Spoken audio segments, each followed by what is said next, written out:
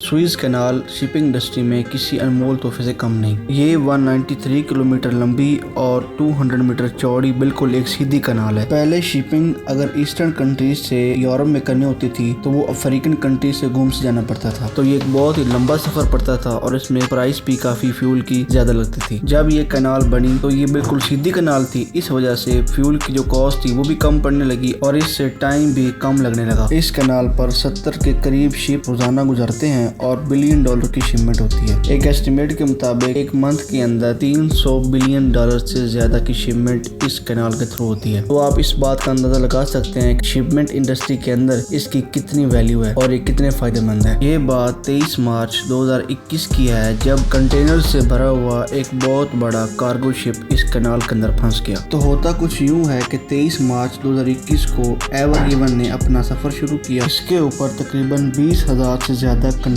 موجود تھے اور ان کی جو لاگت ہے وہ $1 بلین کے قریب تھی۔ ایور گیون ایک بہت ہی بڑا کارگو شپ ہے اور اس کی لمبائی 400 میٹر تھی۔ اس نے صبح 7 بجے شینزن سٹی سے اپنا سفر سٹارٹ کیا اور اس نے نیدرلینڈ کے شہر روٹرڈیم میں پہنچنا تھا۔ جب اس نے سفر شروع کیا تو اس وقت ہوائیں بھی چل رہی تھیں، لیکن کیپٹن نے اس چیز کی پرواہ نہیں کی کیونکہ شپمنٹ کے دوران کافی طوفان بھی آ جاتے ہیں تو کیپٹن ان کو بھی فیس کر لیتے ہیں۔ کارگو کی سپیڈ جتنی زیادہ تیز ہوتی ہے اتنا ہی اس کو کنٹرول کرنا آسان ہو جاتا ہے۔ کیونکہ ہوائیں چل رہی تھی تو کیپٹن نے جہاز کی سپیڈ تیز کر دی، لیکن کیپٹن نے جیسے ہی سپیڈ تیز کی جہاز کے ایک سائڈ پہ پریشر کم ہو گیا اور ایک پہ زیادہ ہو گیا۔ بیلنس مینٹین کرنے کی وجہ سے جہاز لو پریشر کی طرف مڑ گیا، جس کی وجہ سے جہاز کا اگلا حصہ اور پچھلا حصہ درمیان میں سٹک ہو گیا۔ یہ بلاکیج کیڈسی اور گریٹ بیٹر لیک کے درمیان ہوئی تھی۔ مینجمنٹ کو سٹارٹنگ میں لگا کہ اس کو نکالنا بہت زیادہ آسان ہے، لیکن وقت گزرنے کے ساتھ ساتھ وہ ان کے لیے سر درد بن گیا۔ انہوں نے 300 ٹن پولنگ پاور والی بوٹس منگائی اور اس سے اس کو کھینچنا شروع کر دیا، لیکن وہ بوٹس بھی